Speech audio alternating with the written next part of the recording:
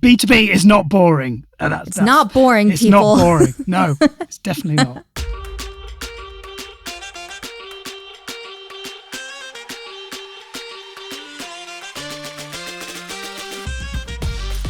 Welcome back to the Commerce Collective podcast brought to you by Flywheel. I am your host, Emma Irwin, and today we are serving up another bowl of acronym soup as we do in e-commerce, and we are talking all about eB2B, or business to business that takes place on the internet. And as you heard, it is not boring. Why are we talking about this when we usually talk about business to consumer matters? Well, you'll just have to listen in to make yourself be in the know, but I'll give you a hint in that this is a hot topic for manufacturers right now. And of course, we want to highlight opportunities for additional revenue streams for brands, if you know what I mean. All right, enough of me. Let's meet our guest for this episode, our resident eB2B expert. My name is Nick Everitt. I'm a director of consulting at Flywheel. And that means I get to work with clients on bespoke consulting projects, so anything that's unique to them outside of their typical relationship with us. So really varied. And obviously eB2B is one of the areas I've been focusing very heavily on recently. Yeah, that's one of those things where in a role like that, you could really be thrown just about anything that a client is interested in kind of learning more about that's outside of the typical scope of like generic Flywheel client services. Yeah, and that's what makes the job so exciting, I guess. You never quite know exactly what the client's going to want. Sometimes they don't. So a lot of it is about just discussing with them, and it can range from everything from a briefing to an in-depth sort of workshop across the whole spectrum of how to win in digital commerce. Very nice. Okay. Today we're talking about eB2B, which we will get into in a bit. And usually one of my first starting questions is to ask people if they've ever purchased anything from like whatever kind of platform or what we're talking about. I don't know why you would have purchased anything via the format of eB2B, but I am curious, like, have you experimented? Honest answer, no, because you do require to be purchasing on behalf of business, and I'm not. And you do need typically a business login and setup. But I have looked at a lot of B2B sites in terms of PDP, the content, to get a good idea of the typical experience and how the content compares, what are the strengths, weaknesses, etc. But no, never actually bought anything, but I've got close. I see. Okay, so then my follow-up question is just, as a normal consumer, what is the last thing that you purchased online? I mean, Amazon gets a hammering in our house, to be fair. Last night was actually the pre-back-to-school panic. So my daughter goes back to school next week. So it was pencil case and a new bag, which, and that's why Amazon's so good, isn't it? You got the selection and it arrives tomorrow, sorted ahead of next week. So that was the last thing. So we're going to go a little bit out of order here. And before we get into the what of eB2B, we're actually going to cover the why. Why are we talking about it? Why is this topic in such demand right now? Yeah, I think ultimately it comes down to growth. At the end of the day, it's where there's a lot of growth happening since the pandemic. We've obviously seen B2C or business to consumer e-commerce grow. And it's the same with the business environment. I think business consumers, shoppers want a better experience. There's a lot more platforms that are repositioning. And, for our clients, they're looking at where does that next stage of growth come from. And to be fair, on Amazon, on .com, like Walmart or Tesco, growth is becoming harder to come by. So a lot of our clients are asking us, what are the emerging channels, whether that's quick commerce or social commerce, or in this case, B2B. And I think it's phenomenal, the interest we're now getting from clients from multiple categories, multiple geographies, just saying, what is it? How does it work? And what do I need to do to win? It's exciting when so many clients are like interested in something that's kind of an emerging channel and growing. But I know, like, as you kind of mentioned, a lot of this narrative that I'm seeing is that the eB2B channel is growing faster than traditional business to consumer, eB2C, if we really need to specify that. But I'm kind of curious, is that really a fair comparison? How does the market cap of eB2B compare to the opportunity size of B2C? This is a really good question, and one we spend a lot of time thinking about. I think in terms of like-for-like comparison is really, really hard. I think the thing with B2B, it's hugely complex, much more complex than B2C. A lot of acronyms, of course. We'll try and keep this as acronym-free as possible. But with B2B, you've got multiple operators across many, many categories, a huge range of products for everything from construction equipment to clothing to electronics to some of the more traditional, what we'd call CPG or fast-moving products.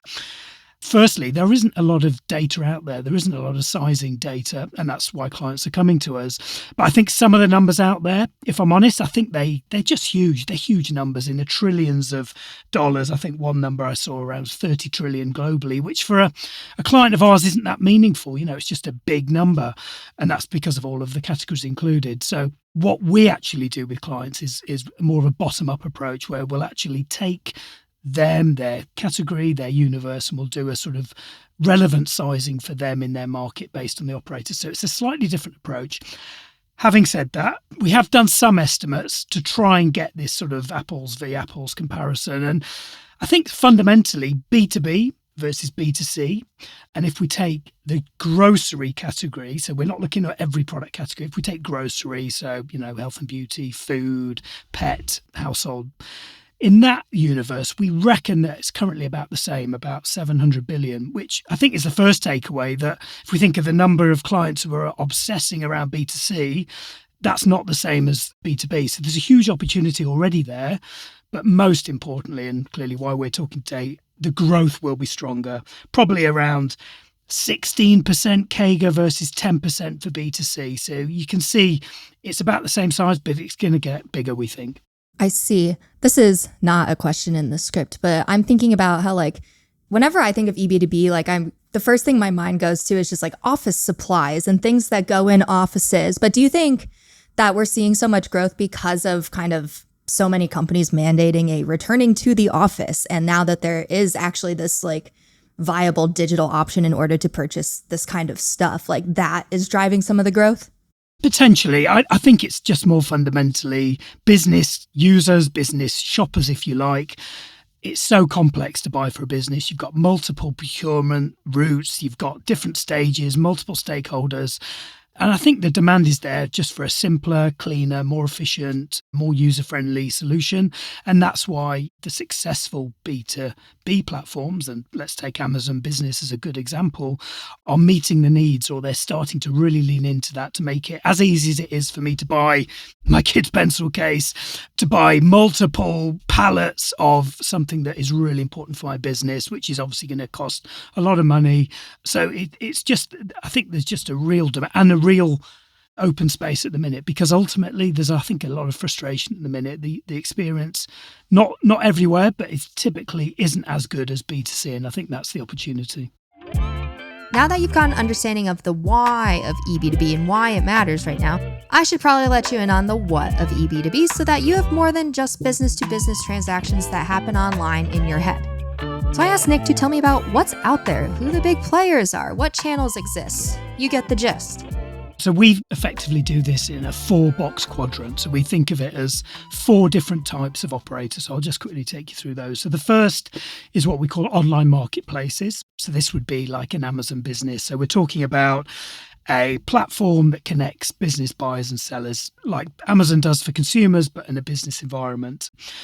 And there are different operators in this group globally. I mean, a good example of the scale is a business called IndiaMart, one of the largest and certainly India's largest B2B marketplace. And they stock 98,000 categories and 110 million SKUs. So you can just get a sense of the breadth of assortment somewhere, an online marketplace has. So huge breadth within that first group. The second group that we capture is what we'd call cash and carry or wholesalers, probably more familiar to a lot of listeners, a traditional wholesaler like Costco or Sam's Club or Booker in the UK, which is owned by Tesco, where in this case, it's predominantly a brick and mortar traditional retailer that has an e-commerce platform, but is investing and growing that e-commerce side of the offer. So already you can start to see they're 2 very different types of business, even just those first 2, online marketplaces and cash and carry.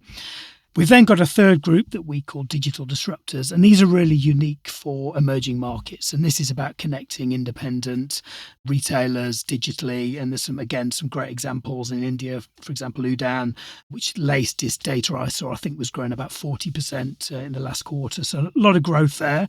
Some challenges with profitability, but again, very unique challenges and within that group. And then our fourth, and one that's, really different, is the actual B2B platforms operated by manufacturers themselves. And there's some great examples, whether that's Unilever or Coca-Cola or Coty, Clorox, across different categories. But my favourite, and we can come back, is AB InBev, which has the drinks manufacturer, which has a platform called Bees, which is hugely successful and I think just shows what can be done and the demand that is there for a really seamless platform to connect its retail partners. I see. Got it. Okay. My next question for you is that, like, obviously businesses have been selling to each other for a very long time, and that like way predates either of our times on planet Earth. And I'm thinking about how, like, at one point it was probably like catalog based, right? I even think back to like watching The Office and how like Dunder Mifflin, or for our UK friends, like Wernham Hogg, I did have to Google that. Yeah. But like literally people to people calling each other, delivering boxes of paper. And I would assume that when we go to the eB2B route, like that just exponentially allows brands to be able to reach more customers and like distribute more greatly, right? Am I thinking about that correctly?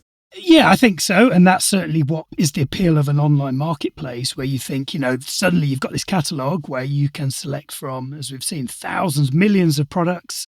So there's more choice there, there's more options for the business buyer.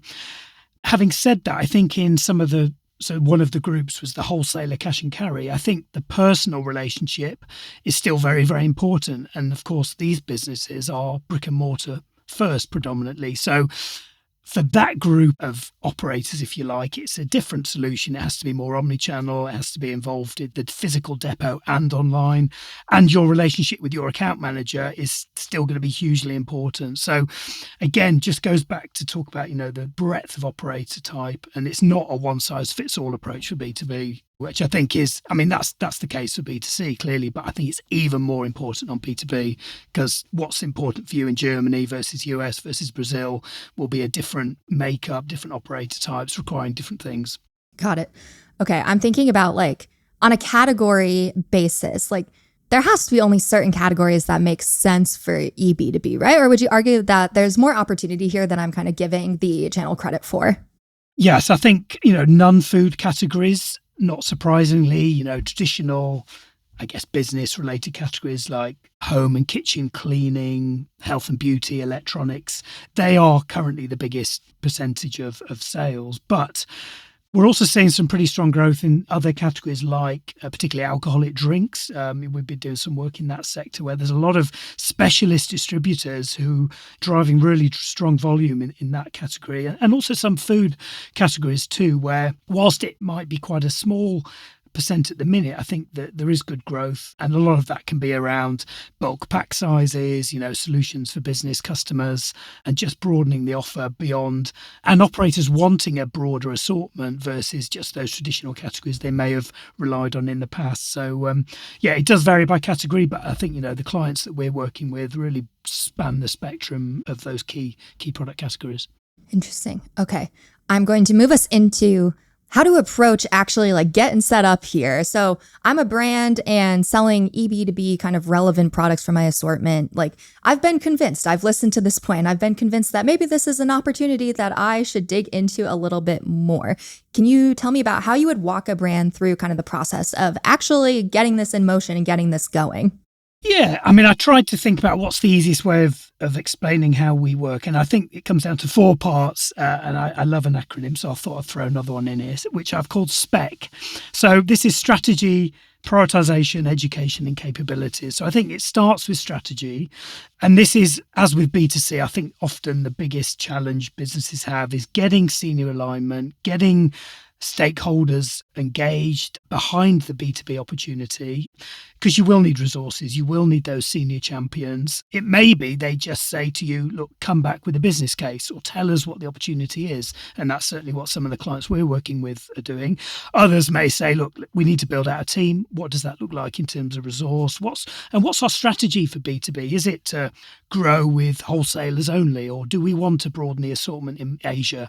So I think the first thing is just be as clear as you can on what is your strategy, aims, what are the KPIs, what do you want to achieve, and who's going to be helping you drive that, particularly from a senior perspective. I think the second, my P in my acronym, is prioritization, and I think this is where we start a lot of our projects. Is just simply who are the operators who are relevant to you in your categories and the geographies you want to win in. So some clients come to us and say, "What are the biggest eB2B markets?" And we can tell them that, or they may say, "Look, our priority markets are Germany, France, UK, Spain. Who are the players we need to be winning with in those markets?" And we can do that too. So that's what I mean. We take a really detailed bottom-up perspective. So the universe will be different for one client versus another because we're not comparing necessarily like with like, because not every operator is relevant for every category. So that prioritization, so who do you want to win with, who's really key for you, and therefore what's their model, what are their characteristics, what does it take to win with those operators, is the second part, I think, because you can't do everything, you can't invest everywhere, so you do have to prioritize. My third is E for education. And this is around upskilling the organization. Okay, you've got a strategy, you know who you want to win with. Now you need to get the rest of the business on board who probably are not that close to what B2B is. So help them understand, what's the difference with traditional B2C e-commerce, or what do they have to do differently? What are some of the capabilities?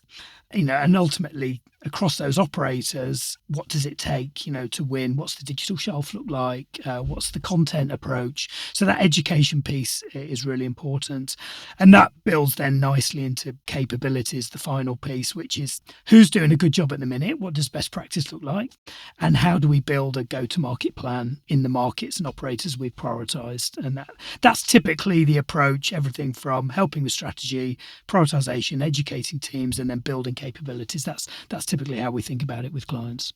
I'm thinking about like the organizational structure at a brand, and this kind of being a newer channel to be selling through. Like, do you think that brand should be having team members dedicated to eB2B ops at this point? Or can you just kind of like transfer someone who already works in e-com over to that side of the business? How would you kind of advise in that regard?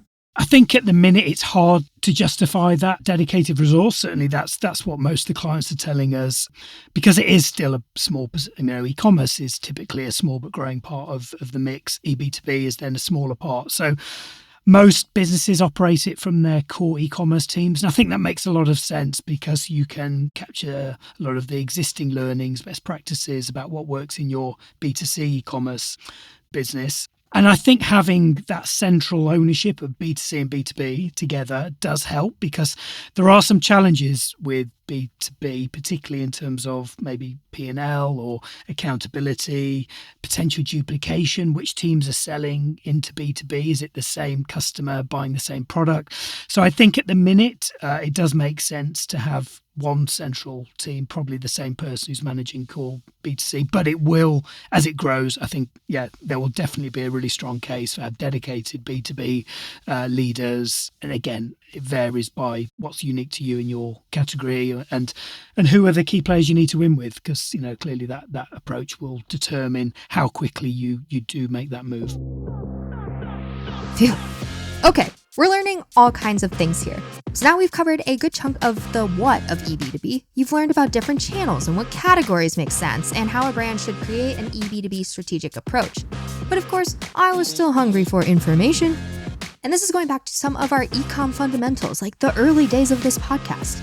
But I wanted Nick to tell me more about how to really think about the digital shelf and assortment when it comes to eB2B. I came across this Cleveland Research Company report on Amazon Business and had read that many vendors aren't putting a large assortment up for eB2B. Many vendors don't even know where to start when it comes to assortment. Some are even questioning the validity of an exclusive eB2B assortment. So I asked Nick for his thoughts on this matter, just a little bit of guidance here. Yeah, and in the conversations I've had, exclusives for assortment dedicated to B2B would be nice because it avoids any conflict with different channels. It means you can really dedicate a product or group of products for the end consumer, the end business consumer. But our clients tell us, look, it's just not practical at the minute. In most cases, again, comes back to where are we in terms of the business case, the sales. At the minute, it doesn't tend to justify that investment or expense. But there are things you can do. And I think, even before you think about portfolio, just once you prioritize the key players, What content do they have online? What are the capabilities in terms of B2B? Is it the same, approach to images, videos, ratings and reviews as consumer sites, or is it different? So think about getting the basics right. I mean, that's a fundamental in e-commerce, but get your basic content right first. Make sure you've got images, because again, you can have a great portfolio, but if you've got no image or you've got no content or it's not optimized for search, you're going to miss those sales.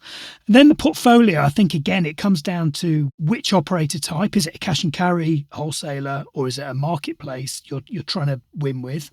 Because again, the portfolio may be different based on that customer group. And what are the missions that are your key business customers? For example, some of our clients are thinking about what's the premium opportunity with business customers given their category. So their approach to portfolio would be different to perhaps another client who's looking at more bulk packs, huge discounts, all about driving volume for a time pressed, really under pressure business shopper. So I think it's really important. That's why I think that prioritization is so key. Who is the key shopper? What's their key mission? What are their pain points? And then you can start to think about perhaps there are bundles you can create. Again, more cost effective, potentially easier way of creating a unique business bundle. That could be an option. And once you've exhausted all of that, then yes, definitely look at building a business case for exclusive products. But yeah, I think being realistic, and it should come after some of those other areas have been focused on first, I think. And you mentioned like catering the needs to the shopper. So I'd love to, as one of our kind of more final points, I'd love to know more about the B2B shopper, because this whole entire time we've been talking about kind of like as a brand selling to B2B shoppers, but you're also probably buying from the B2B lens as well for your own company. What kind of makes a B2B shopper different than B2C standard consumer? Like, what are they looking for? What are the nuances there? Yeah, I think many of them, if you think about what you're buying, you could be stocking up for a key event for your business or purchasing on behalf of other teams. So for some, it's about, very functional. There's a requirement to buy a lot of things and they need to be delivered accurately in huge volumes, delivered on time.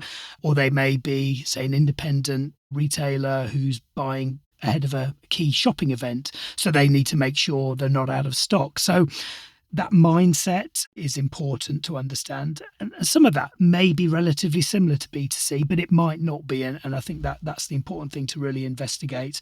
Typically larger, more bulk packs, as I think I've already mentioned, for obvious reasons. You're buying in bulk to get a discount, but not everywhere. I mean, I've been speaking to a client recently, and for them, their B2B distributors are actually wanting much more targeted, almost down to single delivery items, because of the complexity of their category and their channel. So not exclusively, but typically larger bulk packs are important. And I think the other thing is business shoppers tend to be more loyal. We're not typically, or certainly in my experience, the business shoppers are not jumping from site to site looking for the best deal. Once they've clearly built a relationship, they're on a system, they've got all of their procurement and everything set up, it is harder to attract them away. So I think, for our clients, it's about, making sure you're giving great service, availability is as good as it is in B2C, but also that customer service needs to be important as well, because again, we're talking big volumes here. And, once you lose that sale to a competitor, it could be more difficult to get that back. And it'll be interesting as like the advertising part of eB2B gets a little bit more complex with that customer loyalty. Like it'll be so important to capture that shopper kind of within, back to the origins of e-commerce before that, like they're not going to go past page one, probably. It's going to be capturing them very quickly. And it'll be interesting to see how that kind of competitive landscape plays out as it gets more complex. Yeah, and again, here's where a lot of the principles are exactly the same. And we've seen some fantastic content and digital shelf capabilities with videos, mobile optimized images, content that's really clear, but it's not just copied from B2C. And that's the really important thing. And I think that's ultimately where a lot of companies still are. They use the same imagery, they use the same content, but you need to change that for the business shopper. So making it clear, if it is about stocking up or it is about buying for your business, put that in the content. Don't have titles and descriptions that are more relevant for a consumer audience, because it is a different sector and requires different content. But ultimately, if you can drive ratings and reviews, mobile optimized images, videos, all of that principle is the same, but just make sure it's targeted and tailored to a business shopper. Makes sense. Okay. My last topic related question for you is just, what are you the most excited about here when it comes to eB2B? And you could say growth, fine. That's kind of a boring answer, but I'm curious what your answer actually is. We're at the early stages of development here. So yes, it is about growth, but it's about learning. Ultimately I'm learning every single day with every single client, because every client's different. Every category is different. There are operators that we're researching that I've never heard of before, and I've been working e-commerce and retail insight for a long time. And so that's really exciting to understand, who are the emerging players, what is different about this sector, and where is the growth coming from, and just partnering with our clients. And I think that's what makes consulting so interesting, because we really are working with this together. And for example, if we do a sizing estimate, we won't say this is 100% correct. We'll share that with the client. We'll get their feedback. They will know some of the operators they're working with that we don't currently track. So it is really a partnership approach to figuring out this opportunity and figuring out how does that particular client win. It's hugely exciting. Sounds exciting. Heck yeah. Yeah, B2B is not boring. It's not boring, it's people. It's not boring. No, it's definitely not. All right. My very last question for you is, we ask this to everyone, but something that is on your digital wish list, which means it's just in a cart somewhere on your phone, your laptop, an app, wherever, that you won't actually purchase, and why?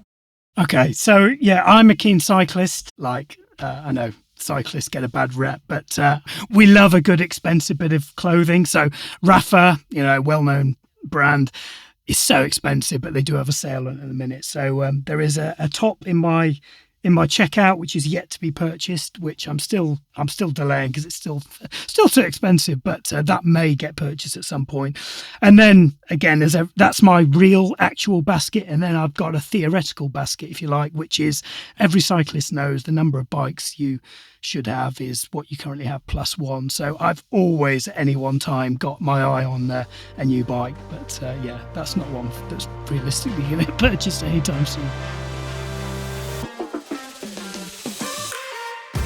And that wraps up another episode of the eCommerce Collective podcast. And now you know more than you did about eB2B, and you know why you should know more. And see, it was not boring. Thank you to Nick and our consulting team for their incredible, never-ending research. And if you're interested in talking to our consulting team to learn more about where their research and expertise can elevate your business, reach out to me and I will get you so connected. I have been your host, Emma Irwin, and we will see you next time.